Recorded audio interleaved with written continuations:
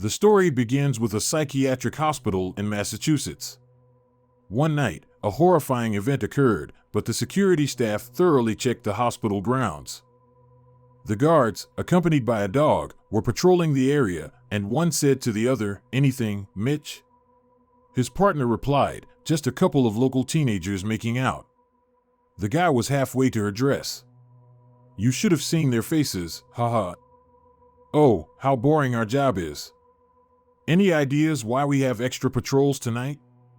"No, doesn't seem like those crazy troublemakers." After these words, a powerful explosion shook the psychiatric hospital, shattering all the windows. Everything was engulfed in flames, dogs barked at the fire, and a girl stood by the window. There was only fire and fear around her. She screamed, "Hello, hello," and laughed loudly.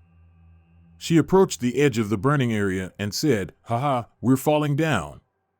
"I feel so good." The security managed to enter the burning hospital. Everything was engulfed in flames, and the mentally unstable patients ran amok. "Restrain the patients," someone shouted. "No, we must lock them up," replied a guard. Terrifying patients in flames were scattered throughout the hospital, creating a nightmarish scene. A little girl stood against the wall and kept repeating, "I'm not a rabbit, I'm not a rabbit." "Control the flames," the chief professor of the clinic shouted. "We can't control everything." "I told you, it was a big mistake," his subordinate answered. People were burning alive on the scorching floor. The hospital was filled with absolute terror. A burning fat man sat on a chair and said, "They're devouring me, their fiery tongues are devouring me." "This is love, love at last," he whispered as he gradually lost strength. A sick woman ran toward the professor's office. His subordinate tried to stop her, but she broke the glass and began threatening him. In the middle of the room stood a bright young man, chaos surrounding him, but he observed the entire scene from the center. "Should we call the police and the fire department?" he asked. "No, no police. We'll handle it ourselves," the professor replied. At that moment, a pure white portal appeared in the middle of the room, and a creature emerged from it, saying, "This place, it's here. Everything looks so appetizing, but I'm missing a tooth." The terrifying creature crawled out of the portal and approached the bright young man. The sinister man scrutinized the young man closely, and he froze completely. The creature moved closer to the ear and said, "You will freeze." The next day, the terrifying creature was already out in broad daylight on the street. Passers-by were all discussing their problems. The creature was very hungry, thinking everything looked appetizing. Suddenly, it climbed onto the window ledge, which belonged to a prison cell. Inside the cell was a prisoner. He became frightened by the creature in the window, which swiftly squeezed through the bars. "What the hell are you?" the frightened prisoner asked. "My name is Clever Jackie. I was just taking a walk, and my stomach was growling," the creature replied. "But, just taking a walk? You came through. Everyone can get hungry, right? We all have to sniff out our food. Everyone is hungry. The pressure is unbearable, isn't it?" The prisoner remained frightened but asked, "Did you climb the wall?" Clever Jackie turned to look at the wall and said, "Oh, I like what you've done with this place. I just love it. It has personality. It says a lot about you. It says you're crazy. So, I brought something special for you." "Why do I need a belt?" the prisoner asked. "Look, it's genuine leather.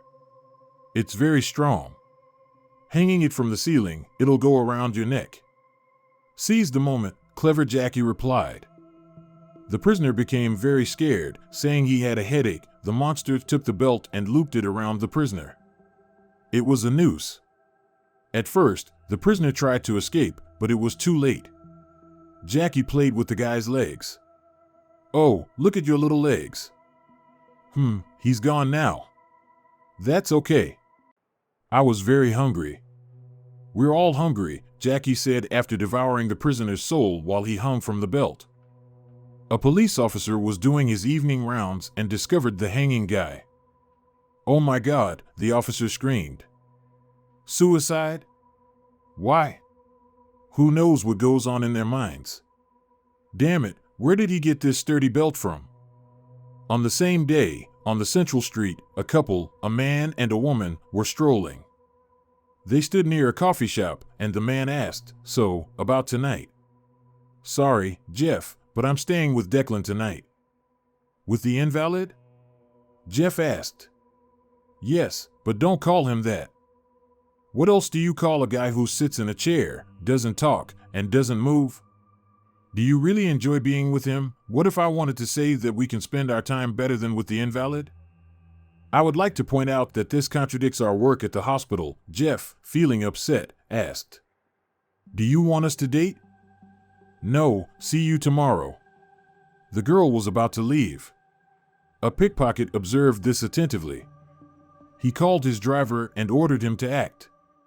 When the girl passed by his car, the driver abruptly stepped out, hitting her with the door. At that moment, the pickpocket swiftly grabbed the girl's purse, but she didn't lose her composure. She fought back, but the driver grabbed her by the hair. In that moment, the girl took out a pepper spray and used it directly in one of the assailant's eyes. Without hesitation, the driver hit her. The poor girl fell onto the asphalt, while the criminals escaped in their car. A few minutes later, the police arrived at the scene and began questioning. The girl recounted the situation that had happened to her and described the assailants in detail. The sheriff turned out to be a policewoman. She asked, "Maybe I can show your cheek to the doctors, dear? There are good clinics." "Everything is fine, I'm a nurse," the girl replied. "Well, I used to be a janitor," the sheriff responded, "but my home isn't always clean." "Do you understand what I'm saying?" "Not entirely," the girl replied. "All right, dear, we have all the necessary information. Can I give you a ride home?" "Thank you, but I'll probably take the bus." "By bus?" "No, that won't do. We'll give you a lift.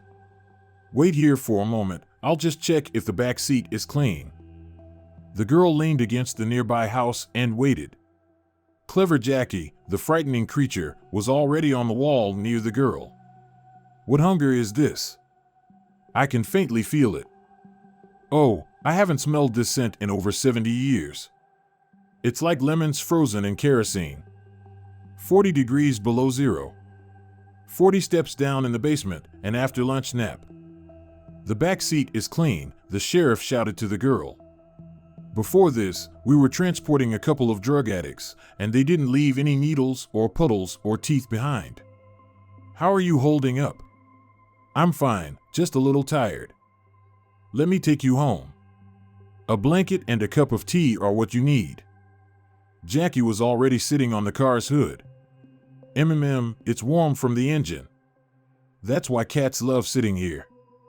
On the way home in the patrol car, the girl asked, "Do you need my address?"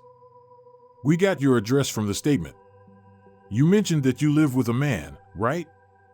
Will he be home?" "Yes, he." "My patient, you live with patients? Is he a relative or something?" the sheriff asked. No relationship. And I don't know what happened to him, no one knows." The girl opened the door to the apartment, and together with the sheriff, they entered inside. There sat a motionless man in the armchair. "Wow, this boy is out of this world. What's the story behind him? Can he hear us?" The girl answered, unsure. "Sometimes he reacts to very simple words, but mostly not. And I don't know much to tell. It's a shame I don't know more. I've done tons of research, but there's nothing in his past. He moved from place to place. I met him 5 years ago when I worked at another clinic. No one knows his story, even then all his records were lost. The thing is, well, touch him." The sheriff touched the man and got scared. "Oh my, he's completely cold." "I know," the girl replied. "See? His body temperature has been slowly decreasing for, well, I don't know how long. If I told you, you wouldn't believe me. He's a medical miracle. He shouldn't be alive. Doctors used to come to the clinic, run tests, but the budgets ran out quickly. And no one can say anything. He's just strange." The sheriff asked, "Does he never speak? Or do anything? Why are you with him?" "I've been with him since the clinic went bankrupt, and no, he doesn't speak or do anything. But when the clinic closed, I don't know, I couldn't get him out of my mind. I couldn't let go of him. It's an amazing mystery, and he would just end up in another poorly funded medical facility." "No relatives? No one?" asked the sheriff. "Well, I don't want to sound rude, but I still don't understand why you did this. I'm his guardian. I became his legal janitor. Because most people go through life feeling bored, and I didn't want that. My dad always told me you can't always live in a closed box, you have to break free sometimes." "And that's why?" asked the sheriff. "Because he's it. I need to solve it. You're a wannabe detective who cleans up shit. Not sure if I can play this game. Actually, he can do something. In the bathroom, he showers himself. He's like a robot, but he cleans himself. He just never interacts." "So, you've been with him since the clinic closed? You said 5 years ago? How old is he?" "I don't know," the girl replied. "Right, you said the records were lost without a trace."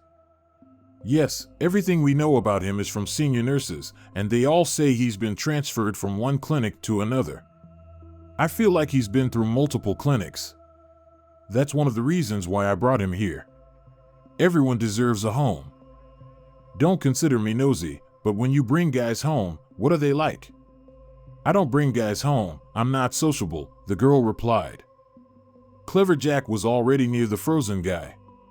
He sat in front of him and looked at him. "Do you remember me, Declan?" "It's me, Jack. Clever Jack. You and I are going to play, right? Can we play? Remember the pills on the tongue? Do you want another one? No?" Jack continued, "Are you still hungry? We could go somewhere to eat. I can see your ribs, you're too thin." Clever Jack started to perform a fire show and asked, "Remember the fire? Burning with happy flames, there are fires here too, right? It consumed all the guards. Ate all its friends. Do you remember?" Jack became upset. "You've gone mad, haven't you, Declan? You're not that kind of crazy. It's so sad. So sad. Call me when you wake up, okay? Or send an SMS, we'll have lunch. My stomach will be waiting." The sheriff was getting ready to leave and said, "I have to return to patrol. Take care of yourself, or better yet, find someone who will take care of you. And eat something. Do you have anything to eat?" "I have the fridge stuffed with mushrooms and wine sauce. Figs and a couple of fresh baguettes." "Well, now I don't feel like it," the sheriff said. "To your partner, Likelihood, I wonder where you've been," said the girl. "Yes, I catch drug addicts in Boston. Suppose I have to take care of them. Speaking of care, it's really amazing that you're looking after Declan. You're a good person." "Thank you. And thanks for giving me a ride home," the sheriff said, leaving the girl's apartment. As she closed the door, the girl thought, "New locks. I want to install a whole bouquet of new locks." She looked at the guy sitting there and thought, 47 degrees, the temperature of his body, 47 degrees. It's impossible. At that moment, the guy's massive fist flew right into the girl's face. The girl approached the mirror and looked at her bruise. She propped the doors with everything she could find, and it happened to be a chair. Damn bastards, she muttered. She continued to examine the bruise on her face. Suddenly, she heard her name being called. "Reese?" "Yes," the girl replied. The frozen man stood in front of her. He said, "I think it's time to talk." The girl and the strange frozen man went outside. As they crossed the road, they were almost hit by a taxi. "Get off the road, you donkey!" "Are you crazy?" shouted the taxi driver. But all the man responded with was a smile. This guy almost hit us." "Why are you smiling?" the girl asked. "Nothing, just a joke." The joke dragged on. "Now that you're really talking, it's time to answer some questions, like what you said we should talk about." "Well," the man replied. The girl didn't stop talking. "How confusing is this? Is that what you want to talk about? While wandering the streets? And since you've mostly been in a coma, I don't know for how many years, you should go to the hospital, but you won't let me take you. Or maybe you want to tell me about who the hell you are. You need to explain everything to me." "I'll try," the man replied.